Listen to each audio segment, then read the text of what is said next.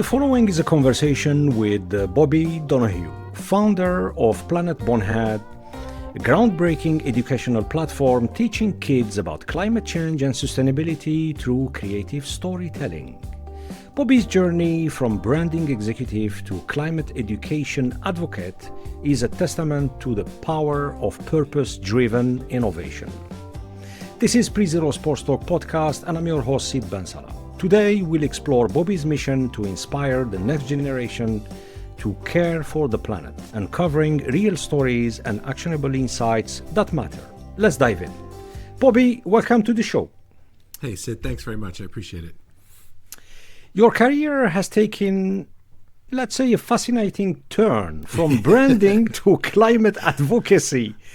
Let's start with the beginning. What inspired your transition from branding and marketing to climate education? Yeah, it wasn't like one day I just was like, I don't want to do this thing anymore. I'm going to do this other thing anymore. It was kind of like I was doing both of them for roughly 15 to 20 years. And slowly but surely it got to the point where the branding work just wasn't cutting it for me anymore. Mm-hmm. And I wanted to get more into doing the creative work, just making the content that I love to make, and the Planet Bonehead, the education thing. It was there. It was just it's necessary, and I was just able to do that more and more. And now it's just what I do all the time.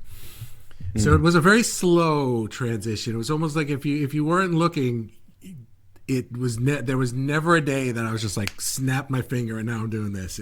It was weird. Yeah. Was there a specific moment, let's say, realization that made you pivot your career?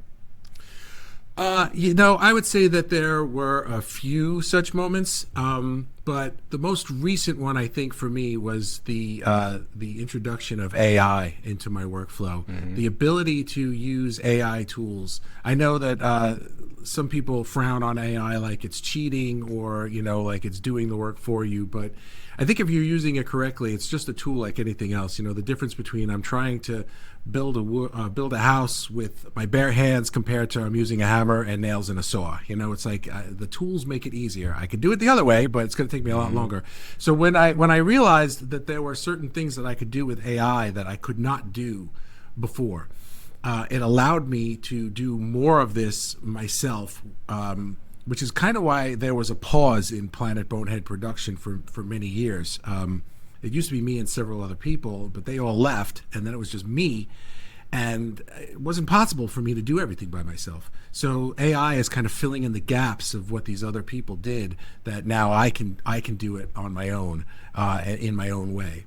So I'd say that was the most recent aha moment. There were probably 25 others, but that one really changed the game for me because it made Planet Bonehead what it is today, which is radically different from how it started. Yeah. Bobby, what's your take about AI? I love AI. I think that AI has far more positives than negatives. And I understand people's negatives. I understand people being afraid of things, but people are afraid of automated tools that they're going to lose jobs and things like that. And I get that on a macro level, but I think if we all individually looked at AI on a micro level or on an individual level and said, how can I use it to better my life? If everybody were able to do that, we would all find a way where I don't need that job anymore. I can now do this thing. People don't generally think that way. They think I won't have that old job that I'm used to having anymore because AI can do it for me now. And so what does that mean? You're just going to crawl under a rock and die? It doesn't. You'll find something else to do, So I think that if we all could look at it as a tool, how can this make my life better? And how can it make my work better, that I can now better the world around me, whether that's the whole world or my community or my family or my job? It doesn't matter, because it can if you look for it, and if you looked for it, you'll find it. Yeah. So I think AI is amazing. I know that there are negatives to it too, and I know that it uses resources, and I think we'll figure all of that out. But I think as a step in human development, it's up there with the wheel and fire. I mean, it's incredible. All right. So let me ask you another question, which is not part of our episode today.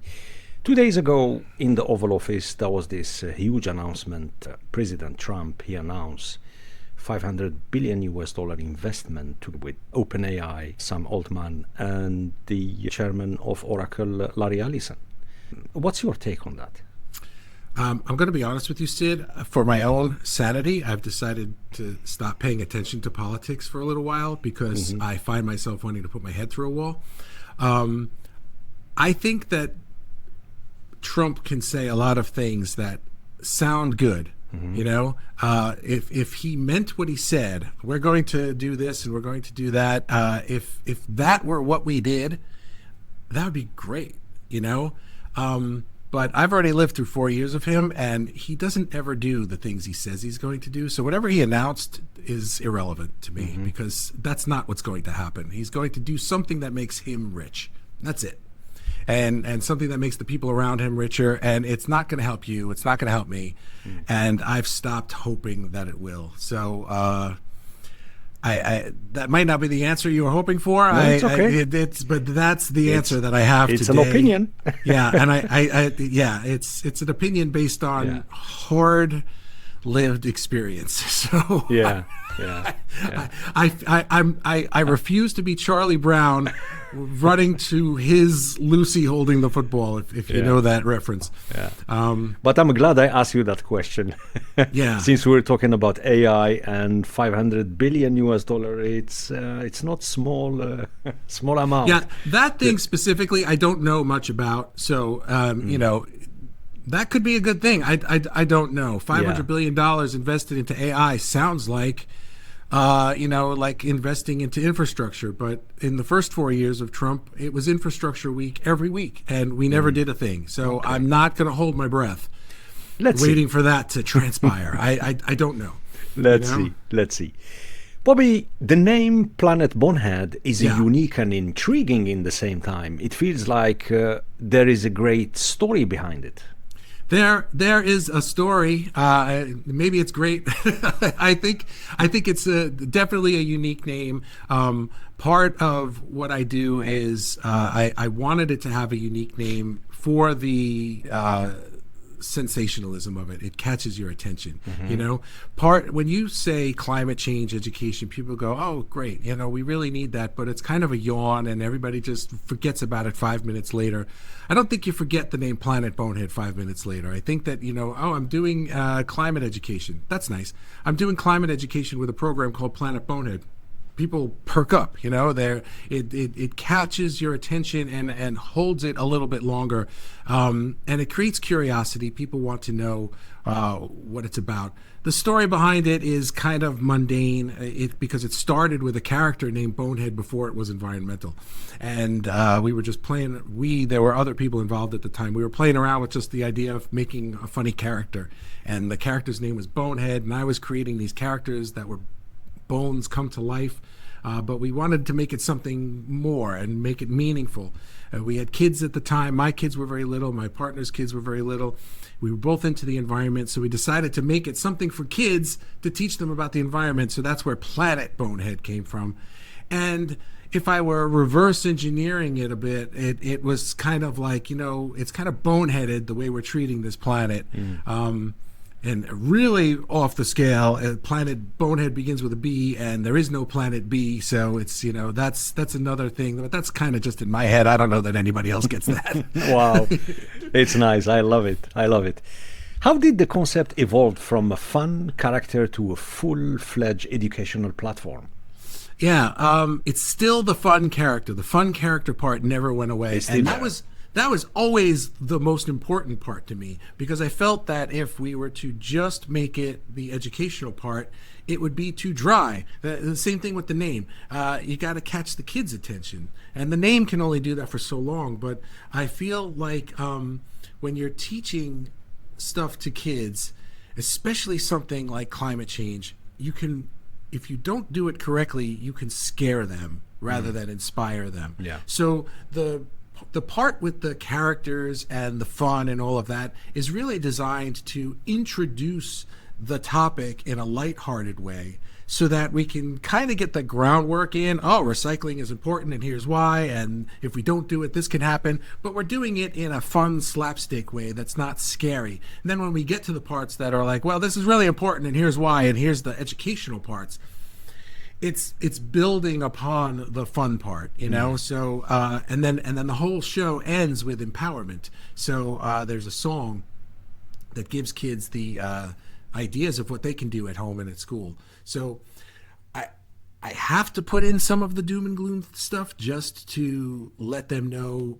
this is what the problem is and this is why it's important. But here are the solutions, and here are the people working on it, and here's green tech that we have, and here's things you can design, and here's something you could go home and do with your family, or here's something you could do as a class, you know, that makes a difference today. And the characters are just built into that. So I try to bring the fun and the laughs into it as much as I can. Yeah. And what challenges did you face in bringing your vision to life? Oh, a lot. So the in the very beginning, we didn't know, like, let's make this a thing for schools. We were just making it into like a TV show that was educational. And the first challenge we had was getting anyone to care about it. Everybody thought it was a great idea, but nobody wanted to do anything with it.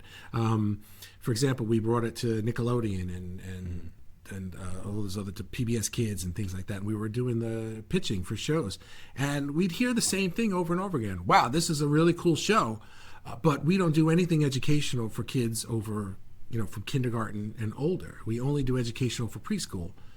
And so they're like, if you could turn this into like a SpongeBob, just a plain old funny show, then you know, come back and pitch that.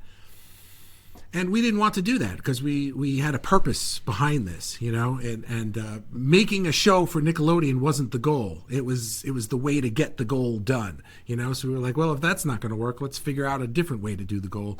The next hurdle was not so much a hurdle, was a success. We found distributors that sold DVDs to schools, and the distributors loved it, and plus it was so they wanted the educational stuff. So they started selling it to schools on DVD. A couple of years after that, DVDs started waning, and streaming became the main thing. And so a little over 10 years ago, maybe 13 years ago, they switched completely to streaming. And so ever since then, it's been streaming into classrooms across North America. And then this past year, I got it into more distributors that are global. They're in another 86 something countries. So it's expanding that way. So I think that was the biggest challenge, was making the show in the first place, because everybody liked the idea, but nobody wanted to help. You know, it was a little out there, and it wasn't, you know, when you're opening a hardware store, everybody understands that business model. But when you're saying, I want to create something that's going to transform climate change education in America or on Earth, everyone's like, yeah, we need that. Good luck. You know, it's like they nobody wants to step up and do it with you. So I think that was the original challenge. I'm finding it to be less of a challenge now, but it was definitely the biggest challenge in the early days. Yeah. Why do you think climate education is missing from most schools' curriculums?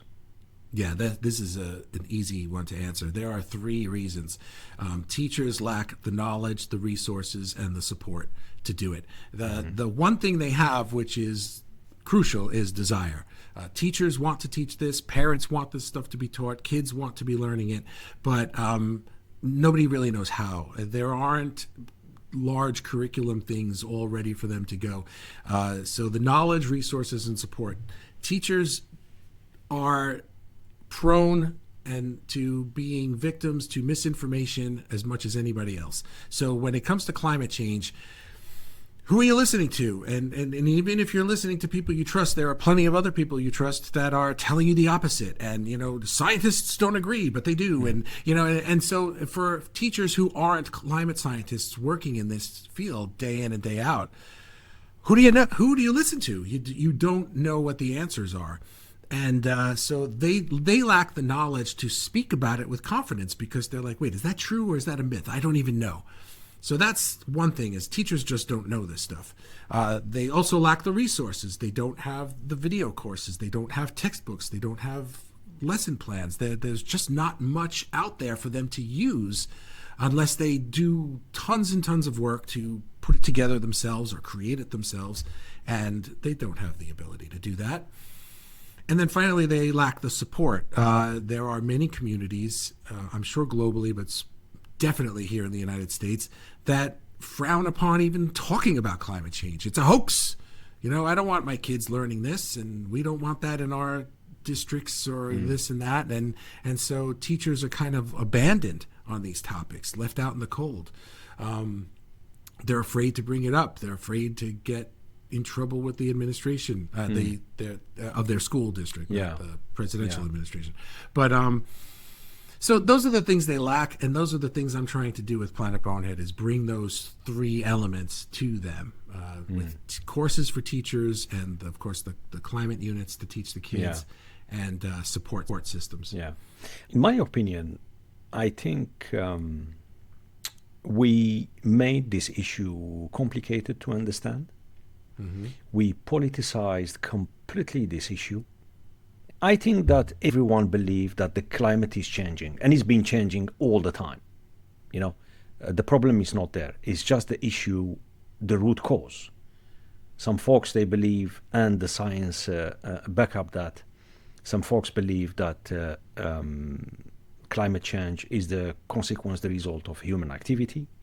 And then the rest is kind of climate, that it's a hoax.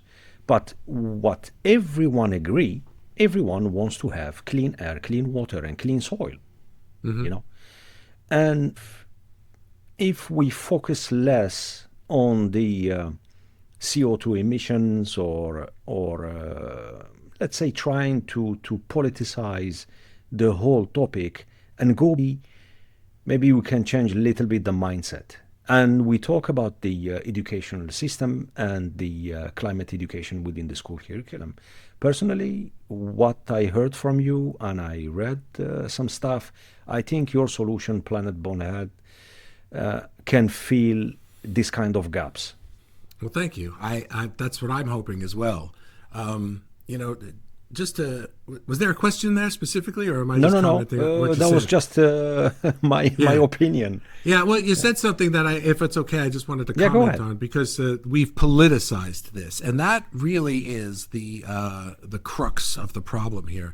Do you remember years ago when we were younger, the hole in the ozone? There's this hole in the ozone, right? And we're all going to get cancer or whatever the heck is going to happen. And the whole thing started with the spray, with the canisters, with cooling gas and stuff. That's like right. Yeah.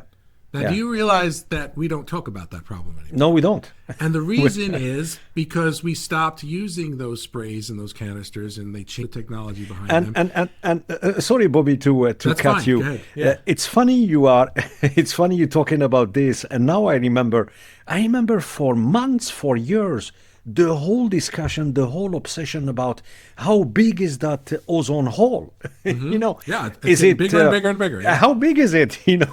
Yeah. Yeah. And the reason we don't talk about it anymore is because they fixed it. The scientists said, hey, this is the problem. We're using this stuff, and it's these aerosol sprays are emitting whatever it was, and it's destroying the ozone layer, and we have to stop doing that. And the governments around the world started passing laws, and they changed how, we still have our spray deodorants and stuff, but we just changed the technology behind it so that it doesn't emit that stuff anymore, and the problem fixed itself. The hole closed up. So climate change is the same thing. Scientists are saying, oh, hey, here's another thing where now instead of the spray stuff, we're burning fossil fuels, and that's putting stuff in the air. And why is that one getting politicized when the other one, everybody was just like, well, then let's fix that. The reason is because there was no big aerosol industry that was trying to stop it. There weren't huge corporations and then political parties following them trying to say, no, aerosols are fine. The ozone hole has always been getting bigger. Like, we didn't do that with that because nobody cared. We could switch from this technology to this technology. Everybody still made money. Everybody still got the products they wanted. And it didn't affect anybody, so we closed the hole. We did it. Good job, humanity. But this one, it's going to affect some people's pocketbooks because they don't want us to stop using oil and use windmills. And that's why we have, these politicized discussions and people saying, well, the climate has always been changing. Sure it has. We had an ice age 13,000 years ago, but, it didn't happen in 30 years. It just didn't happen in the course of one human being's lifetime. It happened in the course of generations it took thousands of years for it to go from this climate to this climate. Now we're doing it since the Reagan administration. It's ridiculous. So politicization of this is because of corporate interests, and that's really what the problem is. Yeah. If we could eliminate that. Good luck with that. Yeah, Good luck. Yeah. Bobby, let's go back and talk about kids. Yeah, thank you. Kids have this incredible ability to see the world in a clear and honest way. Yes. Let's talk about their potential. You've said kids approach climate issues with DOS mindset. Can you elaborate on that? Yeah, thank you very much for bringing the topic back to this, because you can see why I put my head through the wall when I'm talking about politics. And this is really the reason that I wanted to do something for climate change, but I knew if I were just somebody out there trying to talk people into change, recycle more, I'd be banging my head against the wall on that. But talking to kids is a completely different thing. You show a kid a beautiful vista and they're just going to know, hey, should we keep this a beautiful vista or a beautiful park, or should we turn it into a dump? They'd be like, why would we turn this into a dump? That's ridiculous. But adults don't do that. Kids just have a sense of awe of the world, and because as human beings, we're born with that awe, that sense of awe, that sense of commonality, that sense of we're all in this together, so to speak. And they don't yet really have that zero-sum game attitude that if you are gaining something, that means I have to lose something. To a kid, they understand the concept that we can all gain, and I think that that's something that we keep nurturing throughout preschool and the early grades of school, but we forget to keep nurturing that in education, and it gets to the point where by the time they're out of high school, it's just, what job are you going to get, and how are you going to contribute to this society? And it's almost like we're trying to hammer that out of them so that they become the cynical adults that most of us are. I knew that if I can't reverse that, I can't undo what's already been done to adults. I can't bring that sense of awe back to adults, but I knew I could nurture it in kids. If it's already there, I can make things that are going to sort of keep it going for them. So that's why Planet Bonehead is not about the doom and gloom of climate change. It's about optimism and empowerment. I want them to be optimistic about their future, and I want them to feel empowered to do something today that is a benefit to everybody. And so that's why I'm doing it this way. I think the attitude that kids have of just duh, the earth is important, it's just innate. I don't think that we teach them that. I think we teach them how to stop thinking that way, and I would prefer to not do that. Yeah. Can you tell us a story or two about how a child responded to Planet Bonehead? Yeah, in the early days, one of my early partners actually, I mentioned we both had little kids. His kids were a little older than mine, so they were already in school.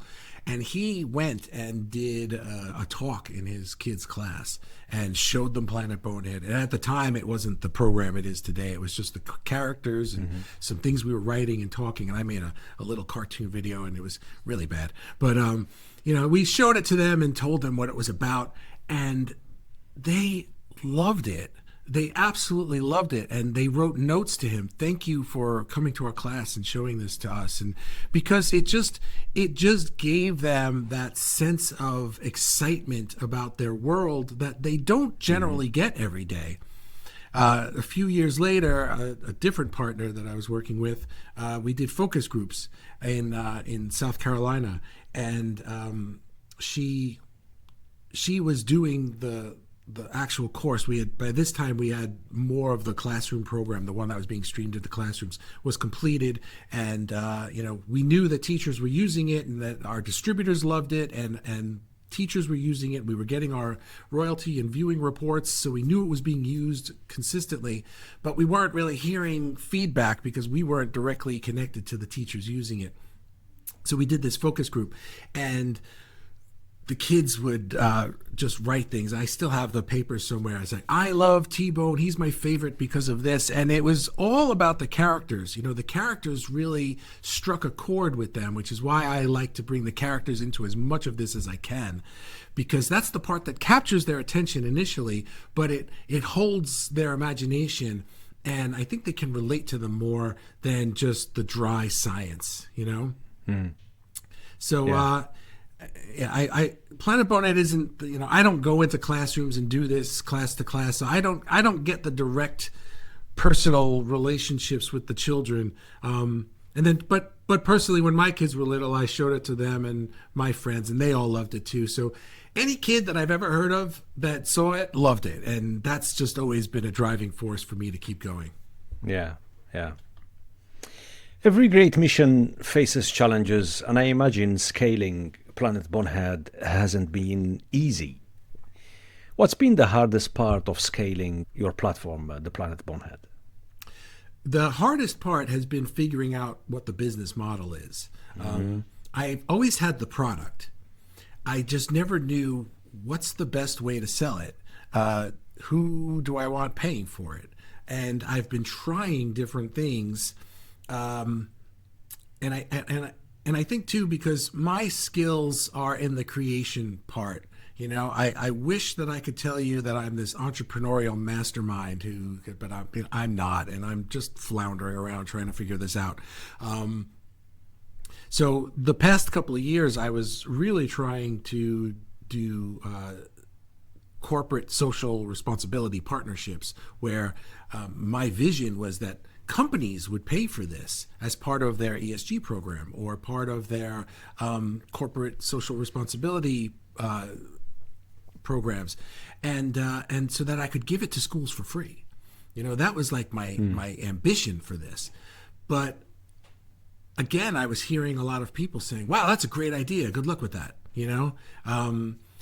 I wasn't getting anybody that was actually opening up their checkbooks, and some people were saying like, well, are you a nonprofit? Because maybe if you were a nonprofit organization, then you could get people to donate to this. And I didn't want to go that route. So now today I'm not going to say I abandoned the ESG and CSR aspect of it. It's still there, but it's not where my main energy is focused. Now what I'm doing is I'm focusing on creating this as a package for schools, and I'm bringing it to principals and superintendents, and I'm trying to make it as inexpensive as possible so that any school that wants it can get it.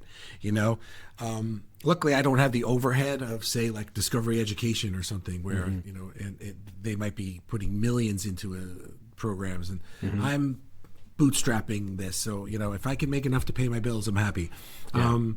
And so I want to get as many schools as I can involved, but it looks like going directly to schools is going to be an easier path than trying to get companies to pony up the cash. That's been the hardest part for me, is figuring out the business model that works. Mm-hmm. And have you tried options when it comes to funding? Let's say maybe out there is some government locally or Yes, I have. Most of the federal grants or state grants that I found here in the U.S.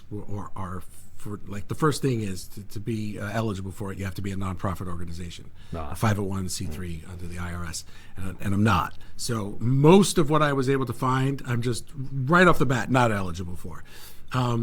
that kind of took the wind out of my sails for it, because suddenly it was just like, all right, well, what am I going to do? Am I going to spend the next however many months or a year transitioning my entire business into this other model? And now I'm a nonprofit organization, and this is my thing. I don't want to turn it into some other thing that other people are controlling. And it's also, it doesn't feel right for me to do it that way, So I looked into it, but it didn't pan out to the extent that I looked into it, Yeah. When you look at the purpose of your project, there is no question mark there. It's here. It's just trying to align profit with purpose. Yeah. And it's a kind of a tricky situation you are in. It's funny, you talked earlier about ESG programs, and listening to you, I have friends that they had some project not similar like yours, and their first thought or their first initiative is to approach companies where they are heavily focused on this aspect, the ESG. Mm-hmm. And the feedback was exactly like yours. I think when it comes to ESG stuff, it's easier for companies to do certain things where this isn't bad mouthing people or anything like that, but a company has to be profitable. That's just, and a CEO or a CMO or a business development person could look at Planet Bonehead and be like, this is a valuable thing for society. It would certainly be valuable for our company to have our name on it, or to be a part of it, or to back it in some way. But it doesn't always make business sense for them when they also need to do all the other aspects of ESG. They need to reduce it's easier for them to reduce their carbon footprint, because those are solid metrics, than it is for them to do something for the social aspects. And I tried to make that easier by creating a social metric where, we're measuring the exact number of teachers and students that you're affecting with what you're putting into it. And when I would speak to people in business about it, they would say, like, this is brilliant. What a great idea. But, it's like, I've got the best mousetrap, but the people that I'm talking to about it don't seem to care about the mice running around all that much. They're just like, they're not that big of a deal. I can step on them when I see them. Other than that, I don't care. I don't need the mousetrap. And I get that because I was trying to invent a business model, rather than, and I think that was the hardest part that I had, going back to your past question, because then I was thinking maybe I can get people to invest in this, to help me sort of with some initial investments to help me get through this first year. I've got the platform built. I don't need investment monies to build the program. I need investment monies to get it out there into teachers' hands, And when I was talking to investors about this, I want to make it where I can give it to schools for free and companies in ESG would pay for it. They didn't like that. The investors didn't like that. They liked it better if I could put this into some kind of formula where this is the problem, these are the people that have the problem, this is how much the problem is worth to them, this is how much they'll pay to fix the problem. That's it. It had to be a straight line, otherwise investors didn't want to know about it.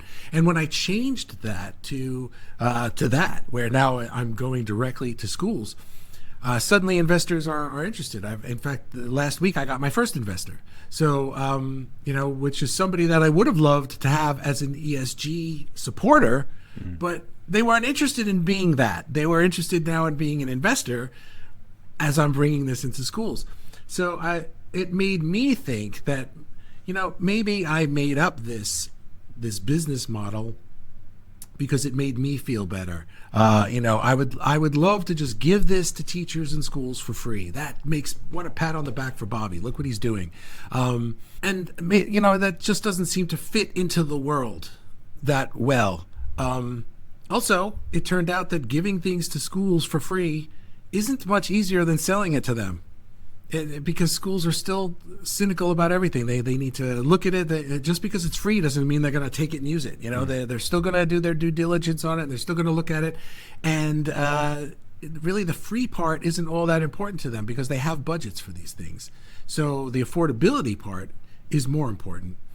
And I think for many people in school districts, something being free might mean that it's not that good, you know? So I had to think about this. I was like, am I doing this for free because it's what people need, or am I doing it for free because it makes Bobby feel better? I don't really know the answer to that question, but we'll see. Help me here, Bobby. Your value proposition, it's clear. Your business model, it's clear. The product market fit, you did couple of tests and the feedback, correct me if I'm wrong, was positive. Yes. Yeah.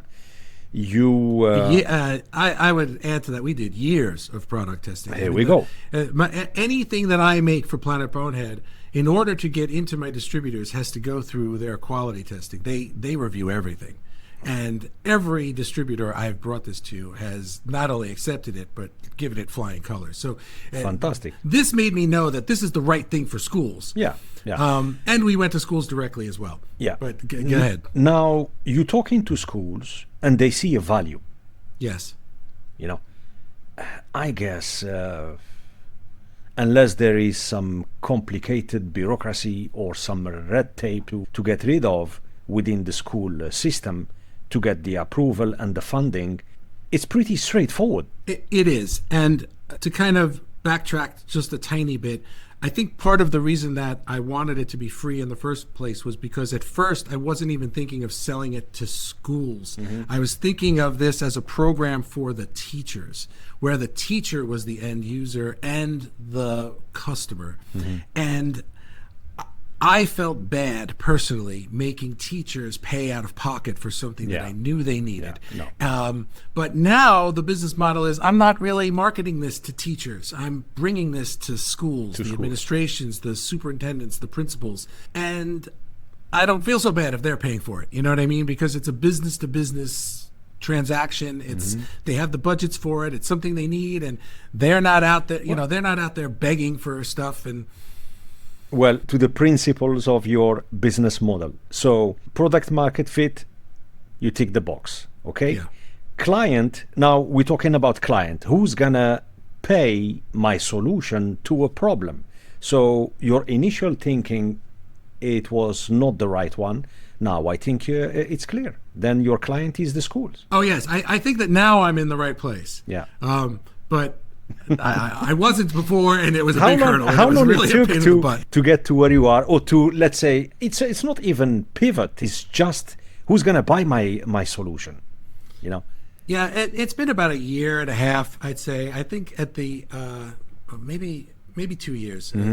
Towards the end of 2022, I guess. So that's a little over 2 years ago.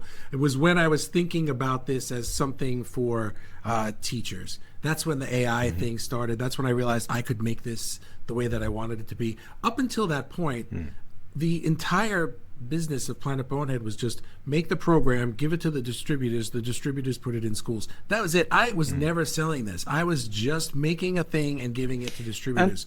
And Bobby, for the listeners, which age group we are talking about here? Oh yeah, thank you. It's well, in the United States, it's kindergarten to 8th grade. To 8th grade, okay. Yeah, to 8th grade. Yeah. So that's like 5 years old up until about 13 years old. So the videos I try to make so that kids of all ages can watch the video and get something out of it. You know, there's a little information that the older kids will glean that the younger kids won't. But the lesson plans are broken up into age groups. So in the United States, it's K1 and 2, and then 3, 4, and 5, and then 6, 7, and 8 is middle school here. And that's generally the age brackets everywhere. And how the program is structured? Are they chapters or segments or? Yes. So there are 4 main parts to each. So the program itself is Planet Bonehead. It's teaching kids about climate change. And the way I'm doing it is in units. So each unit covers a different topic. So let's just take, for example, one of the more recent ones is the Smart Recycling Unit. So it's teaching kids about the importance of recycling, the problems with recycling, what landfills are and stuff like that. But then also about, the AI solutions and the new green technology solutions that we have for recycling. So the way that I structure the show is, first there's the cartoon part, which is just, the bad guys are trying to destroy the recycling center so they can make more money at the dump and all this stuff, and the good guys got to save the day. And it's just kind of like putting the pieces together and using some of the buzzwords. Then there are two separate documentary segments of the show. The first segment is the problem.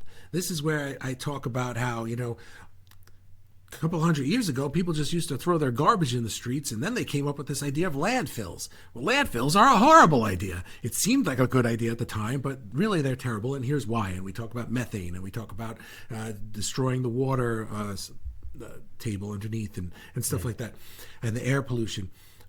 So then we came up with recycling, and then I talk about the problems with recycling. People don't do it correctly. They make mistakes. They put the wrong stuff in the recycling. The recycling centers can't take everything. Companies don't buy the recycled material, these kind of problems. Then we talk about the solutions. Well, here are the solutions to those problems. And I go problem by problem, and I give them a solution that exists today. And this is where it's like, it's not just doom and gloom, like you have to change the way you live because we're all going to die. You can't tell that to kids. They'll go home and they'll cry. It's not going to work. So I introduced them to different climate scientists. I introduced them to different green tech companies that have actual solutions, not things we're thinking of, things that we have, And then the fourth part is something they can do. So there's always a song at the end. And in this case, the song is about recycling, and it teaches them the proper way to recycle. Like it's important not to mix your plastics. If your recycling center only takes 1, 2, and 5, don't put 6 in there. It's going to mess things up. Don't put your shampoo bottle with half a bottle of shampoo. Get it as clean as you can, because all those chemicals in there can ruin the entire batch, So these are the kinds of things that they have the power to do right now. They have the power to do a recycling drive at school. They have the power to go home and talk to their parents about the proper way to recycle. And so that's how the program is structured. The introduction, the problem, the solution, the power. And the length of how long? 30 to 40 minutes, depending. 30 on the short side, but really no more than 40. Excellent. And it's kind of, I guess, maybe it's kind of interactive? Yeah, well, each one of those segments also has a lesson plan. So the videos are 30 to 40 minutes in total. Yeah. But they could spend days on a unit, because so for the introduction part, there might be an art lesson plan. For the problem part, there's usually a social justice lesson plan. This is like, how does it affect people, communities that are less well off than other communities. It usually there's a word and it just went right out of my head for communities like that. But so I'm trying to also establish how climate change is a social justice issue as well as a scientific issue. It affects certain people more than other people. If you're wealthy and rich and you can afford to live above all of this problem, then it doesn't matter to you if you recycle or not. But if you're not, and if your community is in a place that might get floodwaters that come in, if the tides keep coming up and the sea level keeps rising, and your city might be 2 feet underwater in 100 years, and that might not seem like a big deal. 100 years, I won't even be here, but your grandkids will. We're not talking about the sun exploding in 5 billion years. We're talking about 100 years from now. It's not that far away. Yeah. And a lot of kids today will be alive then. So let's talk about what we're talking about here. So the units themselves could go on for days if the teachers wanted to. There's as much for them to do as they want, or they could just use it to fill in the gaps with other things that they have. Yeah, great. You've stated in our chat that green tech is saving the world and nobody knows about it. Yeah. Can you share an example? Yeah, I'll give you my favorite example. So I say that all the time. Green tech is saving the world, but nobody knows about it. And I figured that out by interviewing dozens of green tech people and learning that, like, oh yeah, we got the solution for that. It's right here. We designed this thing and we designed that thing. And I met people whose individual solutions could make a major impact in the world. but it's just not. We don't have the political will to implement them. One example is talking about recycling. There is a company called Hughes Energy. This is one of my favorite examples. They have a technology solution that is using Jules Verne technology. It's like 150-year-old technology. It is giant metal canisters called autoclaves that use high pressure and temperature. You can take garbage right out of a landfill. Just scoop anything right out of the landfill and put it into this thing, turn it on, and 1 hour later, you open the doors, and all that garbage turned into this fibrous material, which is called Wilson fiber. It's named after the guy who came up with this thing. The Wilson fiber can then be turned into fuel alternatives, like substitutes. You can use it. You can compress it to make a substitute for wood chips or coal. You can do some things to it to turn it into a petroleum substitute. So just about any fossil fuel that we use, we could use this stuff instead, and it burns clean. So we're really solving two big problems with one solution that we've had since the 1850s. We can keep making garbage because, let's face it, we're going to keep making garbage. Despite all efforts to recycle human nature, we just still consume and we still create garbage. But now we don't have to feel bad about it. Now we can put it into these, instead of putting it in landfills and burying it, we can bring it to these facilities and put it into autoclaves and turn it into Wilson fiber. And now we don't need to drill for oil and dig for coal or whatever we do. We could use this stuff instead. Mm-hmm. But, going back to our aerosol example earlier, if this were the aerosol solution, nobody would care. Everybody would be like, great, let's do it. But it's not, because it's a solution to be a substitute for multi-trillion dollar industries that don't want this, which is why these solutions exist, but we are not using them. There's no political will to use them because there's no capital in these solutions to fund the world the way that there is with fossil fuel industries. Yeah. How do you introduce kids to these innovations in, let's say, an engaging way?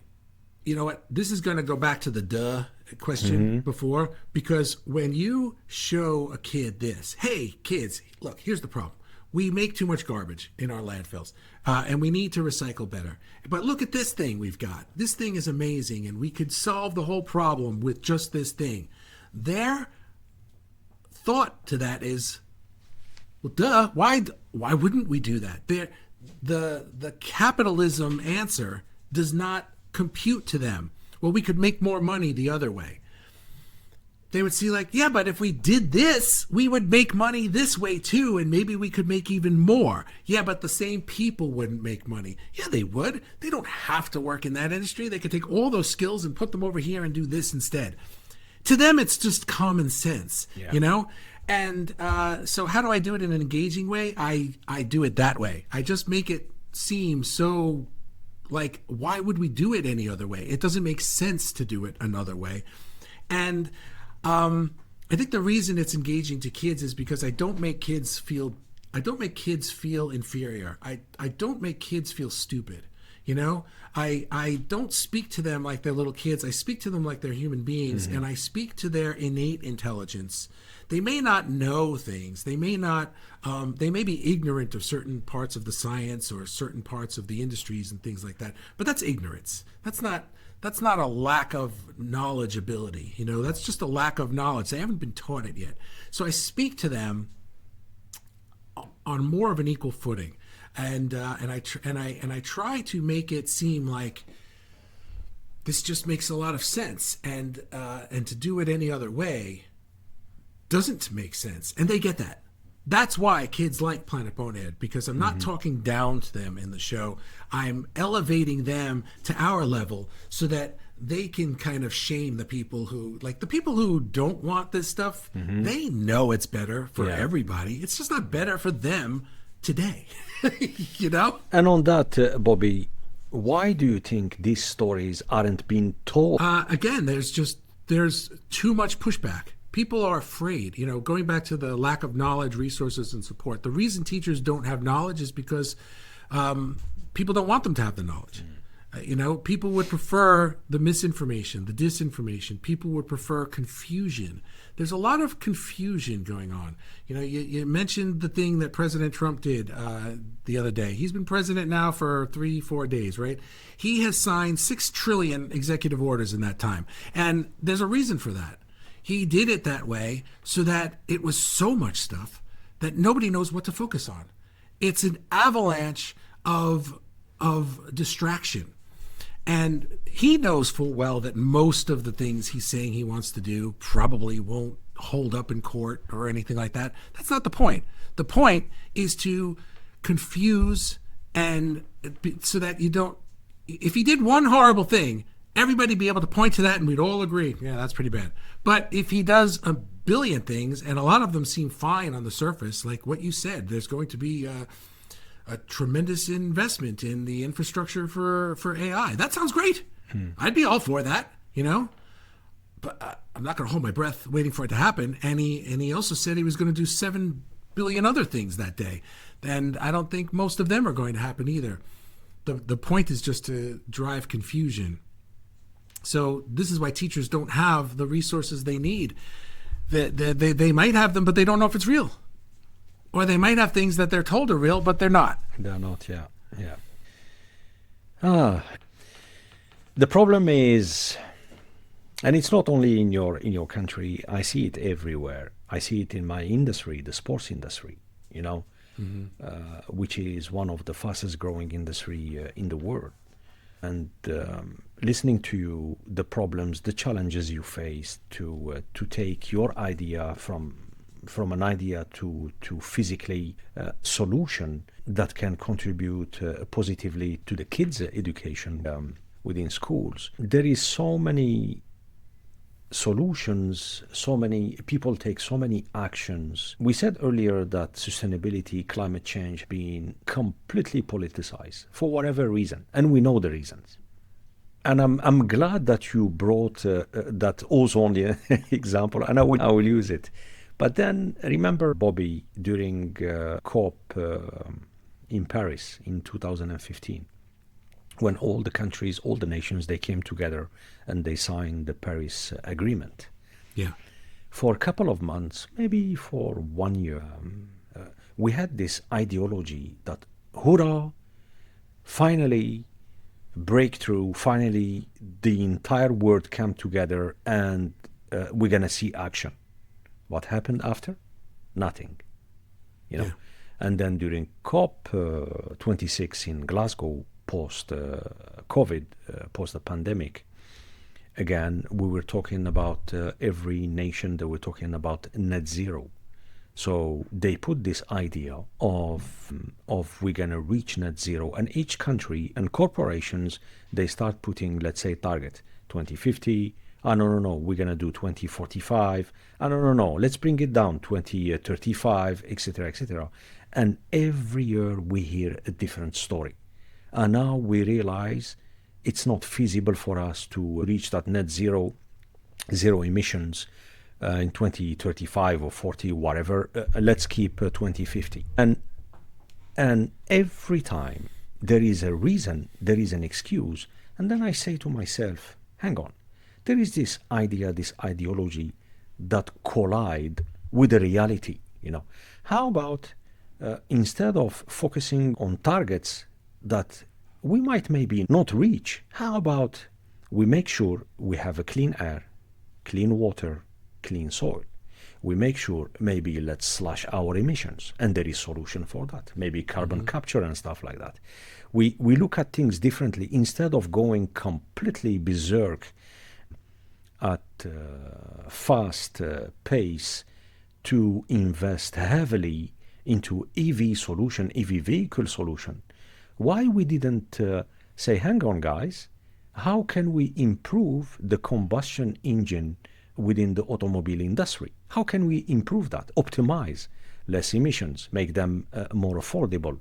And now most of the countries are cutting back on EV investment. Most of the automakers are facing a huge issue because of China dominating 78% the EV market, then from the logistic point of view, there is not enough charging points. If you want to travel from point A to point B, you need to think, okay, where I'm gonna stop, how long is gonna take me to charge. If you are driving in a temperature which is below 0 degrees, good luck. Yeah. So it's just we go around and around. And again, thank you for highlighting that example of the ozone. It's exactly the same. Yeah. I see it exactly the same. Just to say something about that, if somebody could come up with a way to burn gasoline and other fossil fuels that didn't add to the problem in the atmosphere, I'd be for that. Why can't we do that? Nobody ever said that it has to be where we stop using that and we start using these other alternative fuel things. But to my knowledge, I don't know anybody who's come up with a way to burn gasoline in combustion engine vehicles where we don't have the emissions that are causing... Yes, absolutely. No, still there is emissions, but when we look at, for example, the engines that they are used in Formula One car racing, they are hybrid engines. They are extremely efficient when it comes to emissions, and they're even talking now in 2026, they're changing the regulations. They're going to change the engines because they invested so much into R&D, research and development, not only on the engine itself, but as well on the fuel itself, So why we don't use this breakthrough stuff? I know that some of the Japanese brands, Toyota, Honda, Mitsubishi maybe, but mainly Toyota, they are leading the way.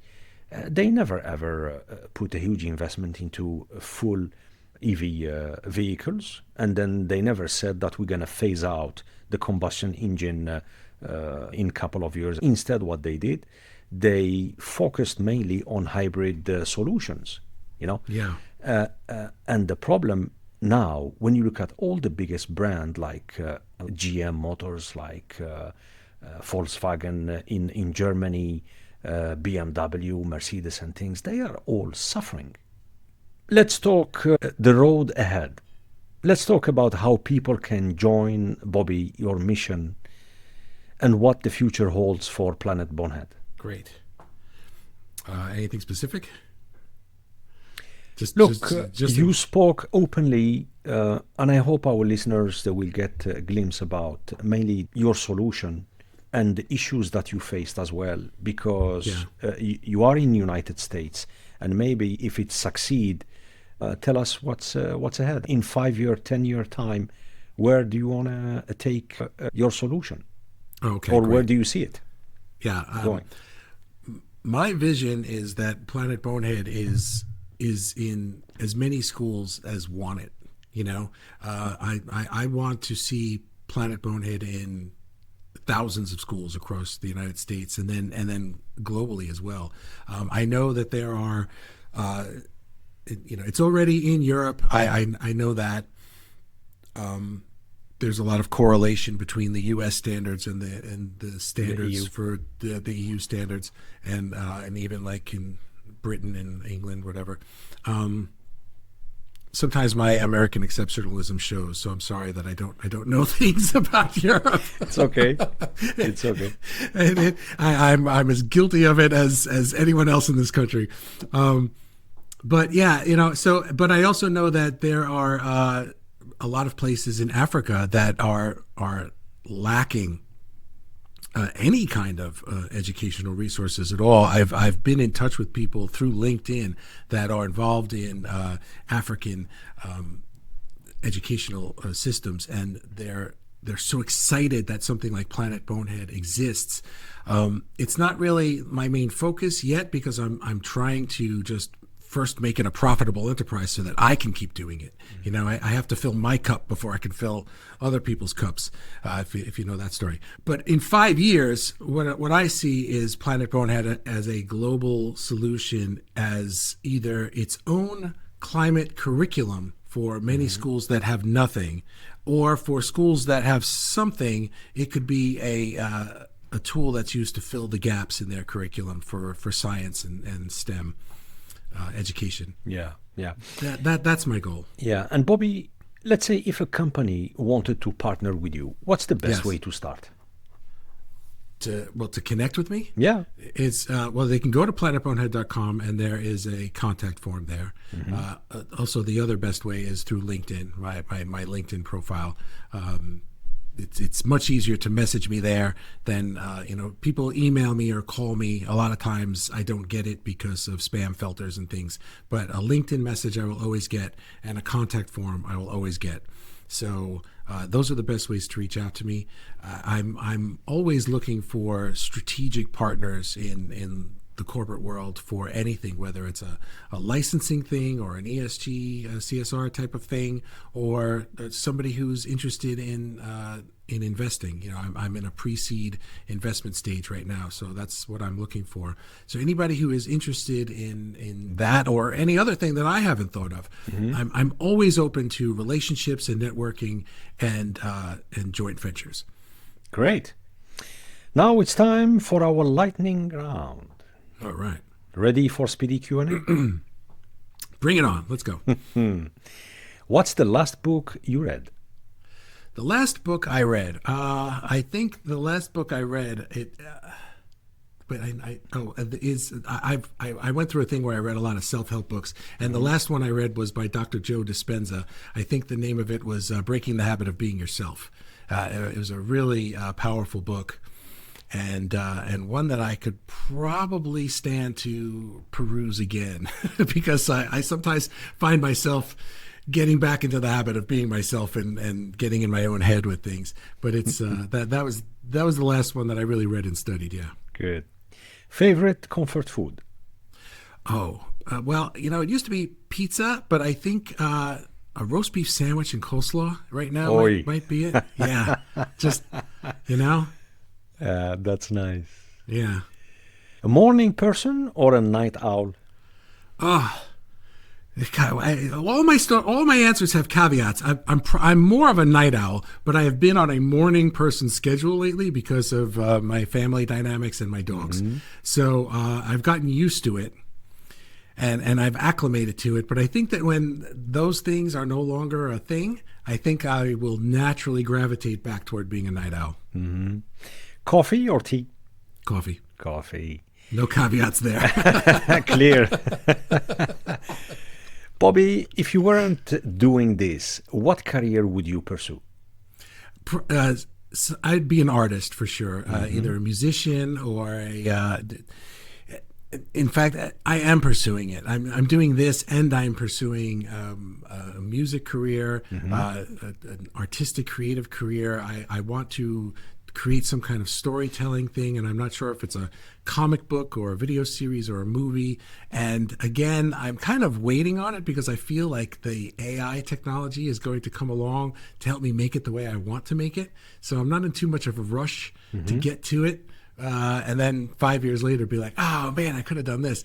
Also, I don't have a lot of time for it right now, but if I were not doing Planet Bonehead, that would be my career. Favorite childhood cartoon? Bugs Bunny. One item you can't live without? My phone. Wow. Yeah, I can't live without it. And you know what? That's not true. I could live without it. I just think that I'd have to get used to it. I don't know that there's any item I can't live without. But that's probably the one that's connected to me the most. So I'll just say that for now. And I don't think it's an unusual answer. Not a great answer, but not unusual. Go ahead. Yeah. If you could master any skill overnight, what would it be? I'm going to say martial arts. If I could be like some kind of Jedi ninja overnight, just because it would be cool. Yeah. I don't know what I do with that skill, but yeah. Some type of, let's say, Bruce Lee. Yeah. Yeah. I wouldn't go looking for trouble, but I wouldn't be afraid of it either, maybe. I don't Fantastic. Who inspires you the most? I don't know the answer to that question right now because I feel lately that I have been let down by some of my inspirations in the recent past. I used to go through a lot of things where I would read a lot of biographies, and I would read the biographies from the point of view of what I wanted to glean from it, and so somebody that I'm thinking of is Elon Musk. I remember reading a biography of his a little over a decade ago and just being fascinated by his work ethic and, the things that I learned about him from the book, not knowing him as a man at all. And just sort of feeling a little like this guy I'm seeing now is not the guy I read about, so I don't know who inspires me right now. I think my children inspire me. Okay. I think they do. Yeah. In fact, I know that they do. I used to look outside, but now I think I'm looking forward to what they're doing and seeing them solve problems in their lives and doing the work to solve the problems in their lives that I didn't even know were problems until I was in their 30s, and they're doing it in their late teens and early 20s is just I'm so proud and I'm inspired by them tremendously. So forget the whole thing I just said earlier. Let's just pretend I said that immediately. If you could have a dinner with a historical figure, who will it be and why? I'm going to say Jesus because I have so many questions. I grew up Catholic and I'm not really religious at all anymore, but the person of Jesus is extremely it's I have questions about his life, but also questions about like what we do in his name. So much is done in his name these days, and I think I would just like to ask him, like, what do you think of that? And how can I be more?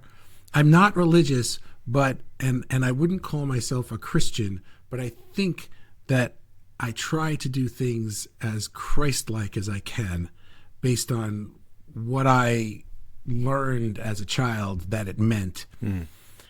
Even if a lot of it didn't turn out to be what people actually do, I have a lot of cynicism about religion and stuff like that. So I'm not trying to insult anybody's religion, certainly, but I have a lot of questions, and he'd be the guy.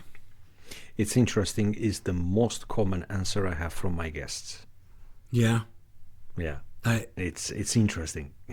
I did not review your lightning round questions because I wanted to.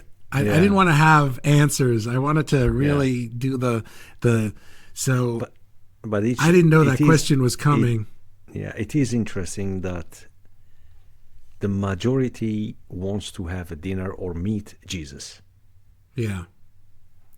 I just think that whether you grew up Christian or you are a Christian or anything, he is just such an important figure in our culture at large. Even if you're not Christian, Christianity is just such a large aspect of humanity these days, and again, I don't know what it's like in your country, but in my country, they're very loud, the Christians, and to my knowledge, they're not very Christian.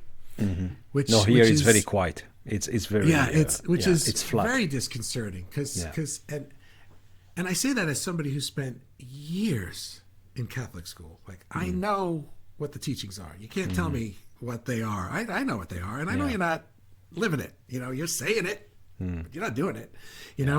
So that's probably why my question. Like I'd want the definitive answer. Like, all right, tell me what it is. What am I supposed to be doing?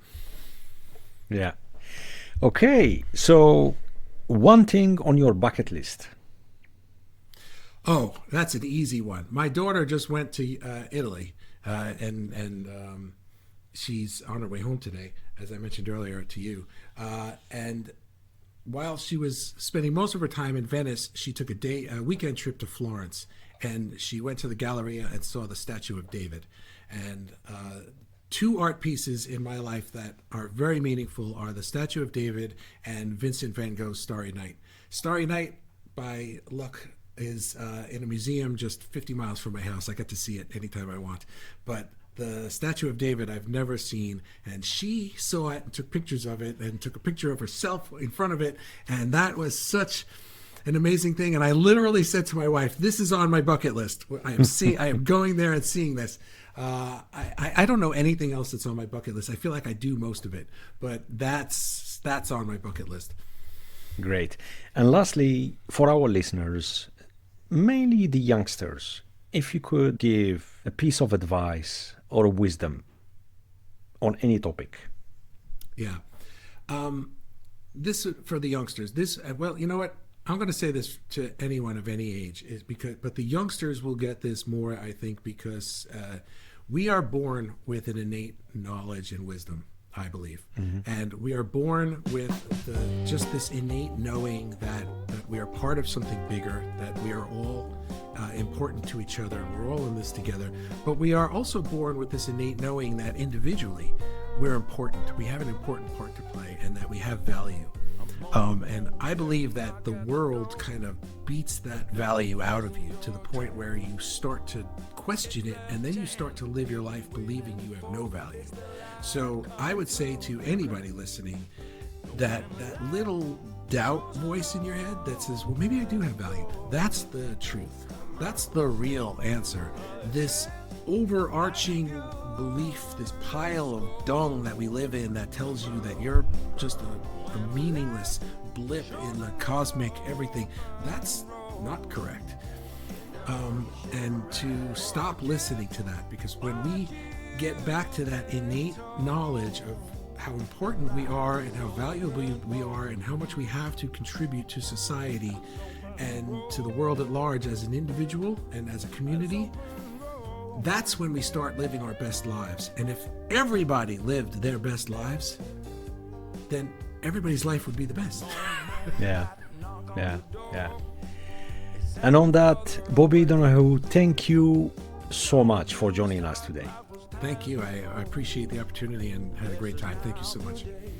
Before we end the show, I leave you with a few words from Nelson Mandela.